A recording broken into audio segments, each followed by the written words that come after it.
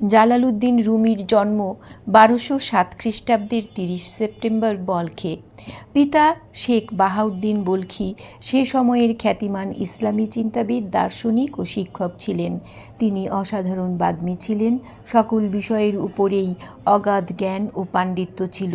যে কোনো বিষয়ের উপরই তিনি অনায়াসে বক্তৃতা করতে পারতেন। তার পাণ্ডিত্যের কথা তদাঞ্চলের সর্বত্র প্রচারিত ছিল। বাহাউদ্দিন তৎকালীন স্থানীয় শাসক খোয়ারিজম শাহ এর আত্মীয় ছিলেন। খোয়ারিজম শাহ পরবর্তী সময়ে বাহাউদ্দিনের শিষ্যত্ব গ্রহণ করেছিলেন। ইসলামের প্রথম খলিফা হজরত আবু বকর সিদ্দিক রাদিয়াল্লাহু তাআলা আনহু বাহাউদ্দিনের বংশের ঊর্ধ্বতন পূর্বপুরুষ ছিলেন। সে সময় বলখে বাস করতেন বিখ্যাত দার্শনিক ও পণ্ডিত ফখরুদ্দীন রাজি। তিনিও খোয়ারিজম শাহের ঘনিষ্ঠ বন্ধু ছিলেন, কিন্তু বাহাউদ্দিন ফখরুদ্দীনের দর্শন ও মতবাদের ঘোর বিরোধী ছিলেন। একসময় এ বিরোধ এতটাই চরমে পৌঁছে যে বাহাউদ্দিন তার জন্মভূমি বলখ ছাড়তে বাধ্য হন। তখন জালালউদ্দিন রুমির বয়স 5 বছর। রুমি জীবনের দীর্ঘ সময় কোনিয়ায় অতিবাহিত করেছেন। কোনিয়া ছিল তুরস্কের পশ্চিমে অবস্থিত এশিয়া মাইনর অঞ্চলের অন্তর্গত। সে সময় এই অঞ্চলকে রোমানদের ভূমি বা রুম বলে অভিহিত করা হতো, আর তাই জালালউদ্দিনের নামের সাথে রুমি নামটি যুক্ত হয়ে পরবর্তীকালে রুমি নামেই তিনি সমধিক পরিচিত হয়ে ওঠেন। তার নামের পূর্বে মাওলানা শব্দটি যুক্ত করা হয়। মাওলানা আরবি শব্দ, যার অর্থ সম্মানিত শিক্ষক। রুমির প্রাথমিক শিক্ষার ভিত তৈরি হয় পিতার তত্ত্বাবধানে। দর্শনের মৌলিক তত্ত্ব ও আধ্যাত্মিকতার শিক্ষা তিনি পিতার কাছ থেকেই গ্রহণ করেছেন। পরে পিতা তার অনুসারী সাইয়েদ বোরহানউদ্দিন মুহাক্কিককে পুত্র জালালউদ্দিন রুমির শিক্ষাদানের জন্য নিযুক্ত করেন। রুমি বোরহানউদ্দিনের কাছে ধর্মীয় ও জাগতিক বিভিন্ন বিষয়ে শিক্ষা গ্রহণ করেন। বোরহানউদ্দিনই রুমিকে সুফি তত্ত্বজ্ঞানে উজ্জীবিত করেছেন। রুমি দামেস্ক ও আলেপ্পো বিশ্ববিদ্যালয় থেকে উচ্চতর শিক্ষা গ্রহণ করেন। ধর্ম, সাহিত্য, দর্শন, তর্কশাস্ত্র ও বিজ্ঞানের বিভিন্ন বিষয়ে তিনি এখান থেকেই জ্ঞান লাভ করেন। আরবি, ফার্সি, তুর্কি ও গ্রিক এই 4টি ভাষায়ই সমানভাবে পারদর্শী ছিলেন রুমি। এ সবগুলো ভাষাতেই তিনি একাধারে কবিতা লিখতে পারতেন। শামসুদ্দিন তাবরেজি বা শামস-ই-তাবরিজ এর সাথে জালালউদ্দিন রুমির সাক্ষাতের পরে রুমির চিন্তার জগতে ব্যাপক পরিবর্তন পরিলক্ষিত হতে থাকে। শামস-ই তাবরিজ আজারবাইজানের অন্তর্গত তাবরিজ শহরের অধিবাসী। 1185 খ্রিস্টাব্দে তার জন্ম। প্রকৃত নাম মুহাম্মদ শামসুদ্দিন। শামসুদ্দিন আরবি শব্দ, যার অর্থ দিনের সূর্য। আবার শামস নামে আরবে একটি পাখি ছিল যা দেশে দেশে ঘুরে বেড়াত। শামস-ই তাবরিজ দেশ থেকে দেশে ঘুরে বেড়াতেন বলেই ভ্রাম্যমাণ সেই পাখির সাথে মিলিয়ে এবং তাবরিজ শহরের অধিবাসী হওয়ায় তার এই নাম বলে অনেকেই মনে করেন। প্রচলিত শিক্ষার বাইরে ছিল তার শিক্ষা ও জ্ঞান ও শক্তিতে তিনি এমনই পর্যায়ে পৌঁছেন যে প্রচণ্ড তৃষ্ণা, অতৃপ্তি ও ব্যাকুলতায় সারাক্ষণ অস্থির থাকতেন। প্রকৃত বন্ধুর অন্বেষণে দেশ থেকে দেশে ঘুরে বেড়াতেন। নিজের প্রকৃত অবস্থা গোপন রাখতে বণিকের বেশে ঘুরে বেড়াতেন। শামস-ই তাবরিজের সাথে পরিচয়ের পর যেন খোলসের আচ্ছাদন খুলে ফেললেন রুমি।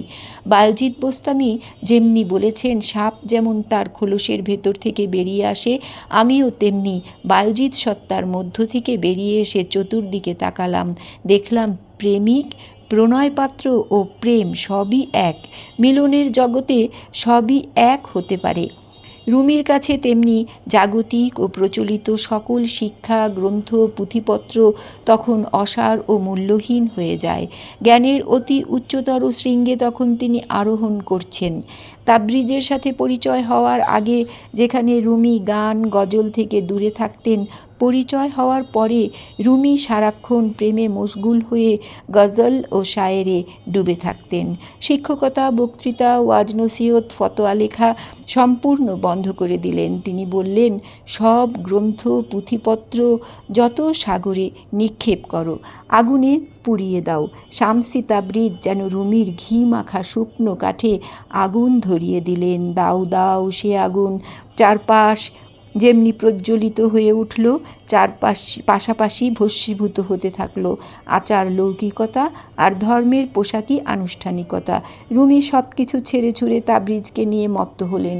রুমি তাবরিজকে নিয়ে দিওয়ানি শামস গ্রন্থ রচনা করলেন, যা কুল্লিয়াতে শামসি তাবরিজ নামে প্রকাশিত হয়।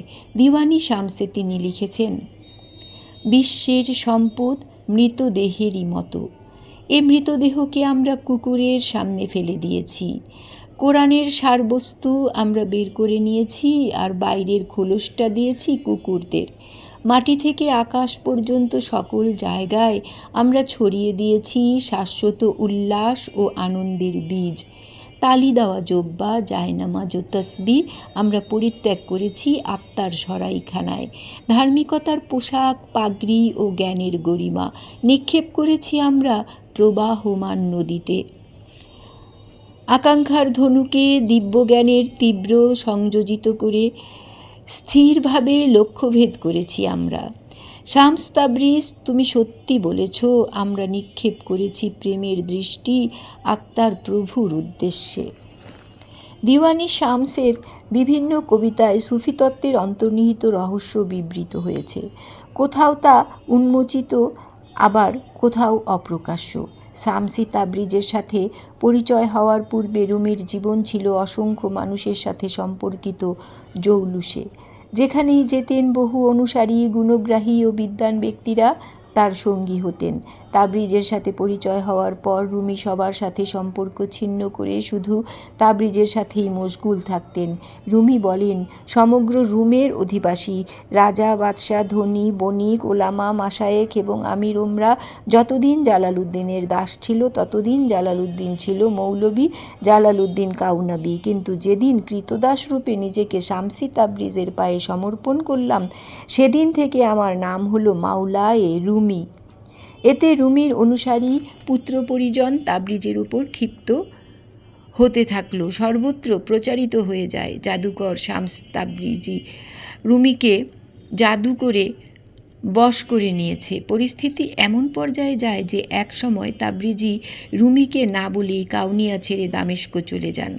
তাবরিজির শূন্যতা রুমিকে আরও ব্যাকুল করে তোলে। তার নাওয়া খাওয়া সম্পূর্ণ বন্ধ হয়ে যায়। তিনি লিখলেন, আমি ছিলাম যেন একটা খোলা মুক্তা, অকস্মাৎ যেন আশ্রয় নিলাম ঝিনুকের বুকে। তাঁর করুণার সূর্যকিরণে আমি হয়ে উঠলাম উত্তপ্ত। সেখান থেকে আবার আত্মপ্রকাশ করলাম সময়ে। বিশ্বজনীন প্রজ্ঞার সাথে একবার আমার গোপন কথা হয়, কিন্তু আবার আমি উন্মাদের মতো ঘুরে বেড়ালাম মরু প্রান্তরে। লক্ষ লক্ষ বছর আগে, বহু শতাব্দী পূর্বে, এমনকি আদম হাওয়ার আগেও ছিলাম আমি। নীরব যারা, একদা তাদেরই মধ্যে ছিলাম আমি। সে নীরবতা থেকেই আজ হয়ে উঠেছি সবাক মুখর। রুমির এরকম অবস্থা দেখে তার ছেলে ও অনুসারীরা শামসি তাবরিজকে খুঁজতে বের হন।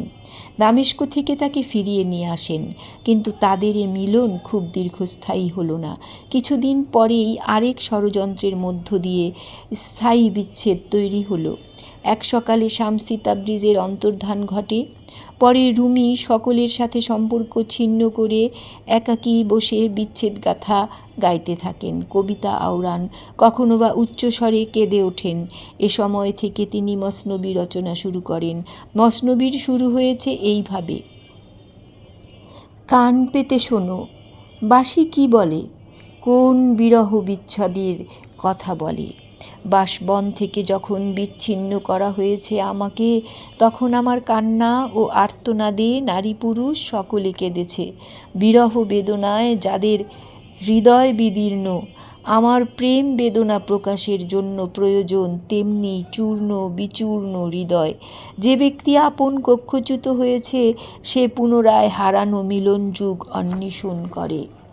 পুরো মসনবী জুড়ে রয়েছে সুফি তত্ত্বের, ধর্মের ও সৃষ্টিতত্ত্বের মৌলিক নির্যাস, কিন্তু সবই প্রতীকী রূপে।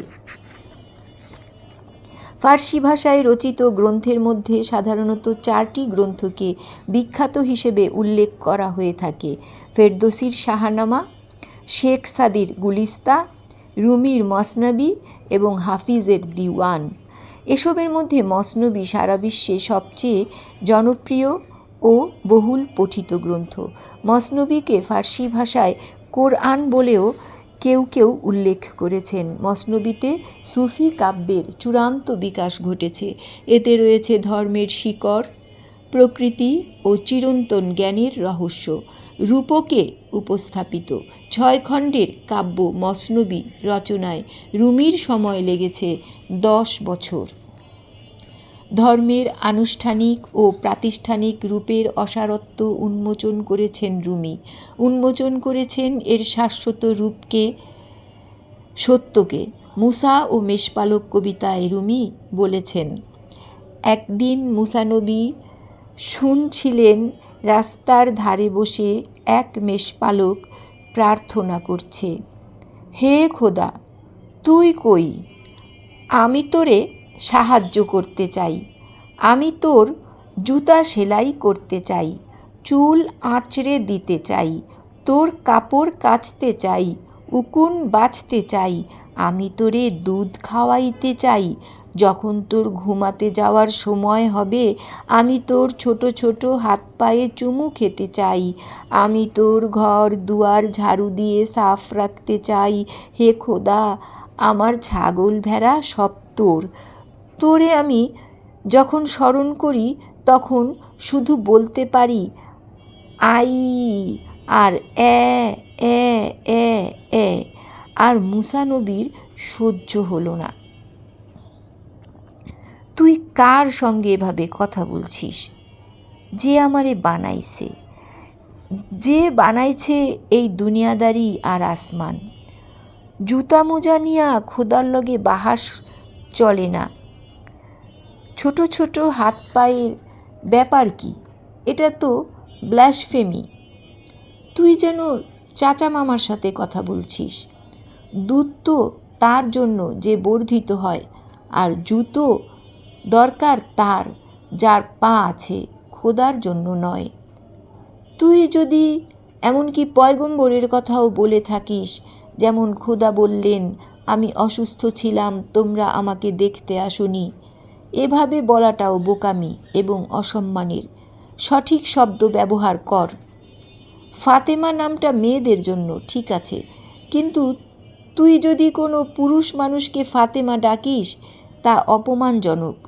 দৈনন্দিনের ভাষা এপারের মানুষের জন্য, খোদার জন্য নয়। মেষপালক অনুতপ্ত হলো। পোশাক ছিঁড়ে দীর্ঘশ্বাস ফেলে মরুভূমির পথে অদৃশ্য হয়ে গেল।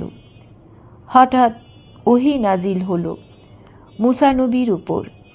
খোদার আওয়াজ, আমার একজনের কাছ থেকে তুমি আমাকে বিচ্ছিন্ন করেছ। তুমি পয়গম্বর হয়ে মিলন ঘটাতে না ভাঙ্গানি দিতে এসেছ? আমি প্রত্যেককে আলাদা এবং বিশিষ্টভাবে দেখার, বুঝতে পারার আর জ্ঞান প্রকাশ করার ক্ষমতা দিয়েছি। যা তোমার কাছে ভুল অন্যের কাছে ঠিক, যা তোমার কাছে বিষ অন্যের কাছে অমৃত। পবিত্র কি অপবিত্র, প্রার্থনায় অলস কি তৎপর, আমার যায় আসে না। আমি এসবের ঊর্ধ্বে। এবাদতের তরিকা দিয়ে ভালো মন্দ বিচার করা যায় না। হিন্দুরা হিন্দুদের মতো করে, ভারতের দ্রাবিড় মুসলমান তাদের মতো করে। এসবই প্রশংসা, এসবই সঠিক। এবাদত বন্দিগির মাধ্যমে আমি মহিমান্বিত হচ্ছি না, যারা করছে তারাই হচ্ছে। আমি তাদের শব্দগুলি শুনি না, আমি দেখি অন্তরে তারা কতখানি বিনয়ী। নীচতাকে ভেঙে বেরিয়ে আসাটাই সত্য, ভাষা নয়। ভাষার অলংকার ভুলে যাও। আমি চাই আগুন, আগুন। বন্ধু ভাবো, তোমার জ্বলুনির সাথে বন্ধুত্ব করো, তোমার ভাবনা ও প্রকাশকে অগ্নিদগ্ধ করো। মুসা, যারা কথায় আর আচরণে মনোযোগ দেয় বেশি, তারা এক ধরনের। আশেক যারা জ্বলে পুড়ে খাক হয়, তারা অন্য ধরনের। পোড়া গ্রামের উপর করারোপ করো না, প্রেমিককে বকো না। তার ভুল বলাটা ভালো অন্যদের 100 গুণ সঠিক কথার চেয়ে। কাবার ভিতর তোমার জায়নামাজ কোনমুখী তাতে যায় আসে না। সমুদ্রে যে ঝাঁপায় স্নোশুর তার দরকার নেই। প্রেম ধর্মের ধরাবাঁধা নিয়ম বা মতবাদ নেই, শুধু খোদা চুনিতে তাই নকশা থাকে না, তাতে দাগের দরকার নেই। খোদা গভীর তত্ত্বকথা বলতে লাগলেন মুসা নবীকে। দৃষ্টি ও ভাষায় যা রেকর্ড করা যায় না সেটি তার উপর বর্ষিত হলো এবং তিনি তা আত্মস্থ করলেন।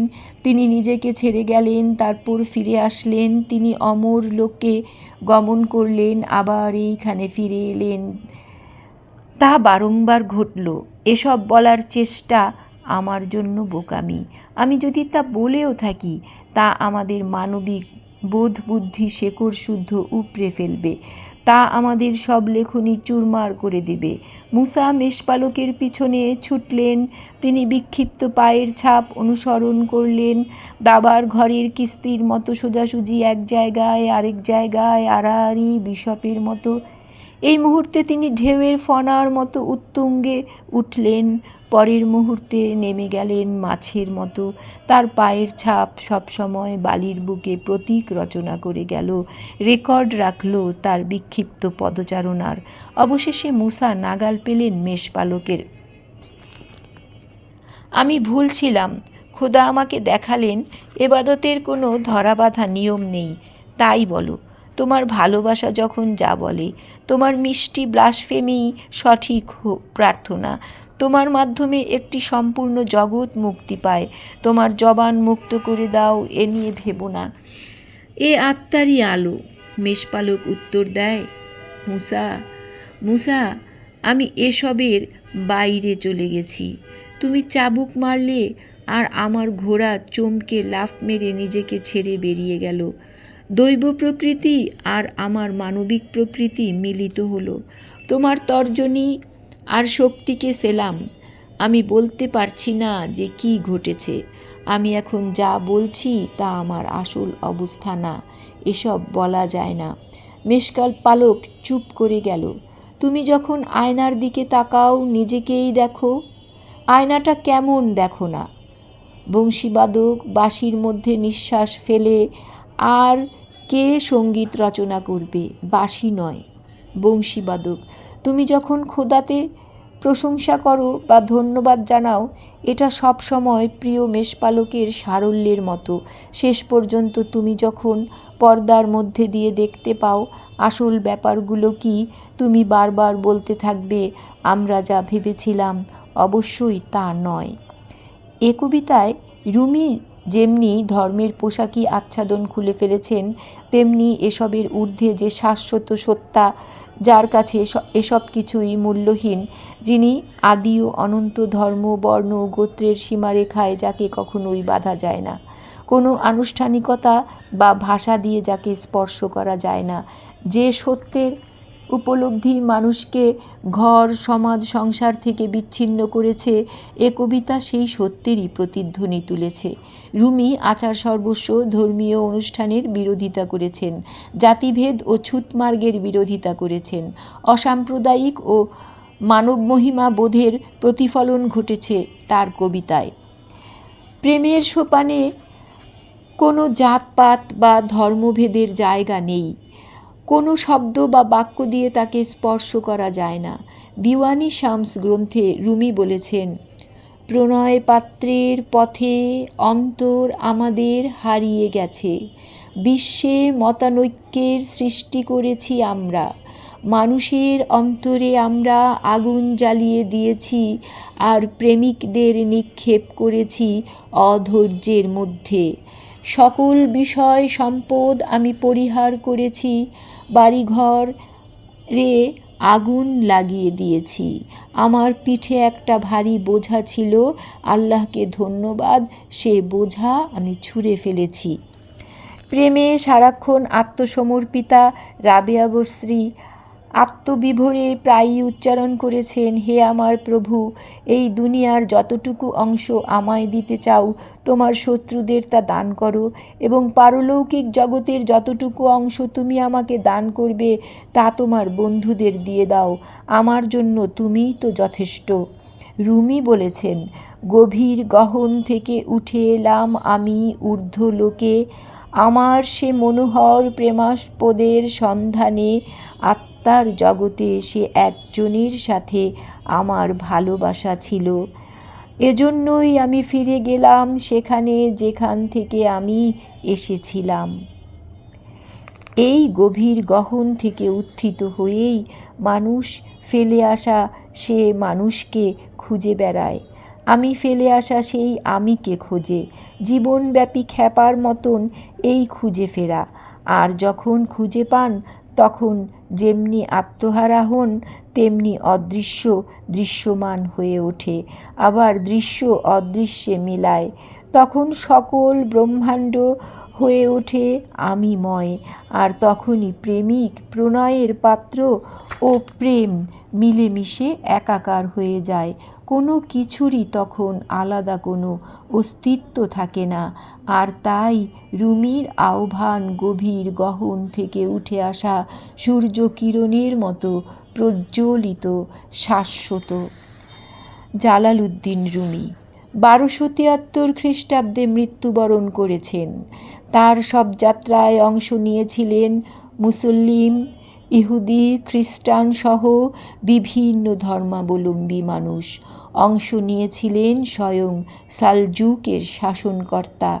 তিনি শবযাত্রায় অংশ নেওয়া ইহুদি ও খ্রিস্টানদের প্রশ্ন করেছিলেন, মাওলানা রুমির সাথে কী সম্পর্ক, যা তোমাদেরকেও এই শোকের অনুষ্ঠানে নিয়ে এসেছে?